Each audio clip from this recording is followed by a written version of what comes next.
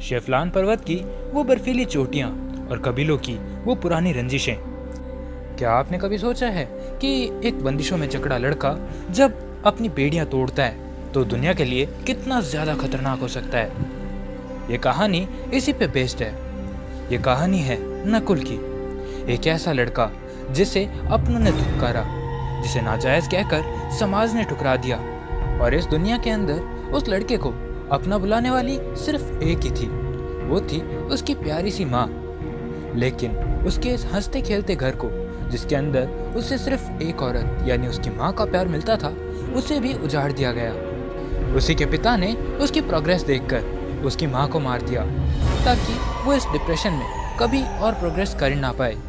लेकिन यही उसके पिता की सबसे बड़ी गलती थी, क्योंकि अब एक ऐसा जानवर जागने वाला था जिसकी हैवानियत की कोई सीमा ही नहीं थी।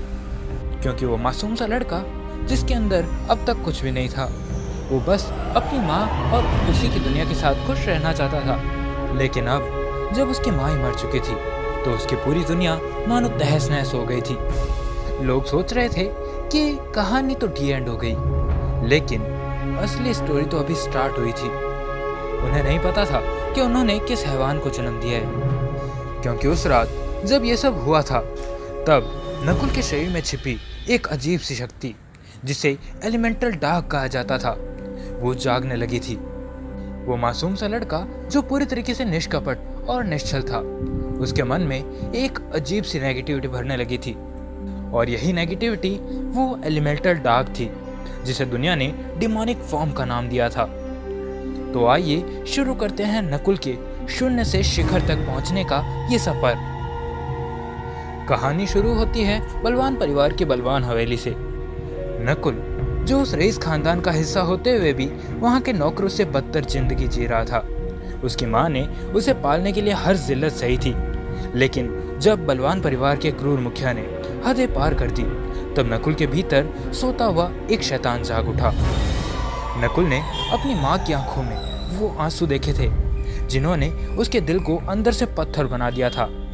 उसने चुपके से कल्टीवेशन स्टार्ट कर दी थी, और इसी साधना के तहत उसके अंदर एलिमेंटल डार्क की वो शक्ति जागने लगी थी जिसे संभालना हर किसी के बस की बात नहीं थी। नकुल ने उसी को अपना हथियार बना लिया था। बलवान परिवार के उत्तराधिकारियों की नफरत और उनके जुल्मों ने नकुल को वो मौका दिया जिसकी उसे तलाश थी, जिसका नाम था गुप्त विरासत। क्योंकि हर 100 सालों में एक बार अमीर परिवारों के बच्चों के लिए खुलने वाली विरासत की भूमि, जिसके अंदर बहुत से अनेकों खजाने और अलग अलग विरासतें पड़ी थी, वो अपनी विरासतों और उन खजानों के साथ अब असली दुनिया के अंदर एक बार फिर खुलने वाली थी। और इसी मौके का यूज करते हुए नकुल ने उन बलवान परिवार के अहंकारी लड़कों का सफाया कर दिया था जिन्होंने हमेशा उसे नीचा दिखाया था। उसे नाजायज कहकर हमेशा अपने परिवार से बाहर रखा था और उसकी माँ को भी अलग अलग टाइप की यातनाएं दी थी। आज उन सब का सफाया हो चुका था, और यहीं पर नकुल को मिला अपना पहला साथी, अपना पहला बीस्ट, आसिया। आसिया नकुल का एक ऐसा ब्लड बीस्ट था जो कि उसी के शरीर के अंदर, उसी के सी ऑफ कॉन्शियसनेस के अंदर रहता था, और जब भी उसे जरूरत पड़ती वो ढाल की तरह नकुल को बचाने के लिए आगे आ जाता था। लेकिन नकुल को यह भी पता था कि अगर वो यहीं रहा तो बलवान परिवार उसे कच्चा चबा जाएगा, और इसीलिए उसने अपनी मौत का नाटक रचा और अपना नाम बदलकर रख लिया वंश। नकुल जो अब वंश बन चुका था, उत्तरादेश की सबसे प्रतिष्ठित रॉयल एकेडमी यानी विद्यापीठ में दाखिला लेना चाहता था। इसके लिए उसे शेफलान पर्वत की बर्फीली वादियों में एक खतरनाक टेस्ट से गुजरना था। नियम सिंपल था, पहाड़ के ऊपर चढ़ो और जितना हो सके आइसबॉर्न येतीस का शिकार करो।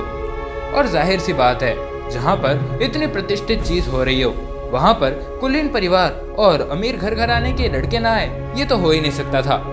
और यही वजह थी कि नकुल का सामना बड़े बड़े कुलीन खानदानों के रईसजादों से हुआ था। इन्हीं में से एक सैमुअल मुवलोस परिवार का एक रईसजादा था जिसमें अहंकार कूट कूट कर भरा था, और इस जैसे कल्टीवेटर को अपनी दौलत और खानदान पर इतना गुमान था कि पूछो ही मत। लेकिन नकुल को इससे भी कोई फर्क नहीं पड़ता था। उसने अपने नए बीस्ट एको के साथ मिलकर वैसे भी पहाड़ पर मौत का तांडव मचा रखा था। एको जो कि आसिया से कहीं ज्यादा ताकतवर था, नकुल की परछाई बनकर उसके साथ ही लड़ रहा था। जहां एक और बाकी के सारे कंटेस्टेंट्स मिलकर एक टीम बना चुके थे और उस टीम के साथ भी वो मुश्किल से 1 या 2 यति को मार पा रहे थे और इसके अंदर भी उनके पसीने छूटते जा रहे थे। वहीं दूसरी ओर नकुल अकेले ही 200 से ज्यादा यति की लाशों का ढेर लगा चुका था। लेकिन उसकी ये कामयाबी अपने साथ एक बहुत बड़ा खतरा भी लेकर आई थी, क्योंकि इस समय पहाड़ की गहराइयों में एक अजीब सा अनजाना सा खतरा जो कि अब तक सोया पड़ा था वो धीरे धीरे जागने लगा था।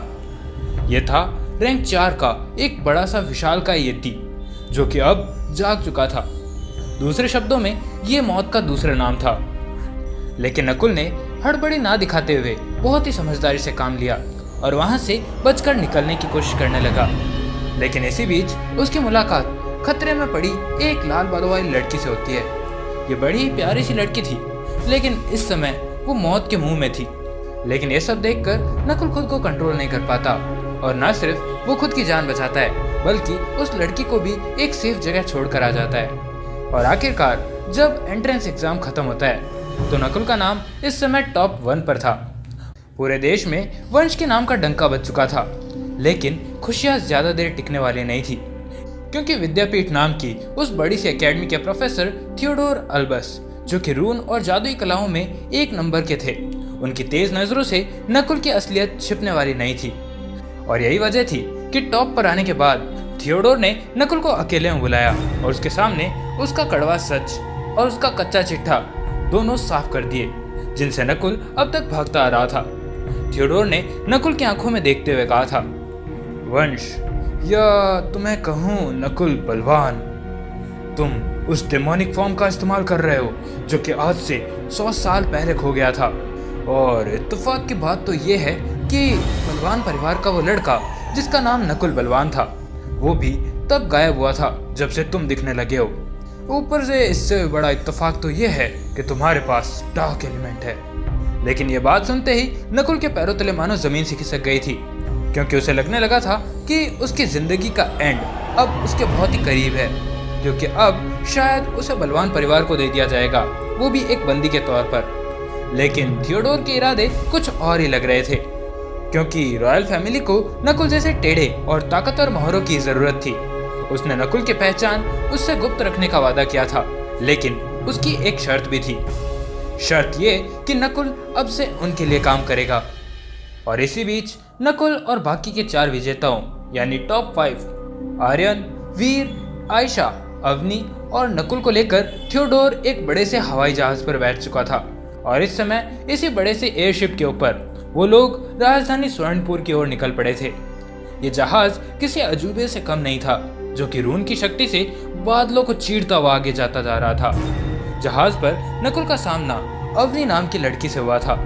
ये लड़की भी उसी के साथ उसी एंट्रेंस एग्जाम के अंदर थी, लेकिन इसकी रैंक 2 नंबर की थी। अवनी जो बिजली की तरह तेज और किसी जंगल की शेरनी की तरह जिद्दी थी, उसने नकुल की खामोशी को उसकी कमजोरी समझ लिया था और इसीलिए वो बार बार लगातार उसे ट्रेनिंग हॉल के अंदर चुनौती देती जा रही थी। पूरे जहाज पर मौजूद स्टूडेंट्स ये मुकाबला देखने के लिए जमा होने लगे थे और अवनी का भाला और नकुल की तलवारें हवा में बिजली की तरह कड़कने लगी थी। अवनी ने अपनी पूरी जान लगा दी थी, लेकिन नकुल ने जो किया उसने बाकी सबको सन्न कर दिया था। नकुल ने जानबूझकर अवनी का वार अपने कंधे पर सहा ताकि उसे अपनी तलवार उसकी गर्दन तक पहुंचाने का मौका मिल सके। लेकिन बाकी के लोगों को यह नहीं पता था, क्योंकि उनके सामने नकुल के कंधे से लगातार खून बहता जा रहा था। क्योंकि कुछ चीजें हमेशा ऐसी होती है जो कि आम लोगों की समझ से परे होती है, और ये चीजें सिर्फ एक माहिर योद्धा ही देख सकता है। और इन्हीं चीजों में से एक थी दर्द की जगह आंखों में एक बदले की ऐसी ठंडक जिसे कोई भी सहन ना कर सके। और यही ठंडक नकुल की आंखों में अभी देखी जा सकती थी। और इसी के साथ एक ही सेकंड के अंदर उसकी तलवार अवनी के गले से बस 1 इंच दूर रह गई थी। और ये सब भी तब था जब अवनी अपने भाले को कंट्रोल नहीं कर पाई थी और नकुल के अंदर वो भाला घुस चुका था, जबकि नकुल ने अपनी तलवार को ठीक 1 सेकंड पहले उसी जगह पर रोक लिया था। उसने आज जहाज पर सबको हरा देने वाली अवनी को भी एक ही झटके के अंदर हरा दिया था।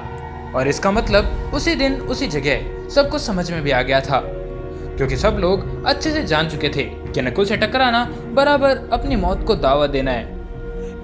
और अब नकुल राजधानी स्वर्णपुर पहुंच चुका है। वो अब ग्रे शेड क्लास का हिस्सा है, जहाँ पर इस देश के सबसे बेहतरीन और सबसे शातिर कल्टीवेटर्स जमा हो चुके हैं। क्या नकुल अपनी असली पहचान छिपा पाएगा? क्या वो थियोडोर की गुलामियों की बेड़ियां तोड़ पाएगा? और क्या होगा जब बलवान परिवार को पता चलेगा कि उनका वो नाजायज बेटा अब साम्राज्य का सबसे बड़ा उभरता हुआ सितारा वंश है? खतरों के खिलाड़ी, साजिशों का जाल और ताकत की अंधी दौड़, ये तो बस शुरुआत है। नकुल के सफर की अगली कड़ी देखने के लिए रहिए तैयार।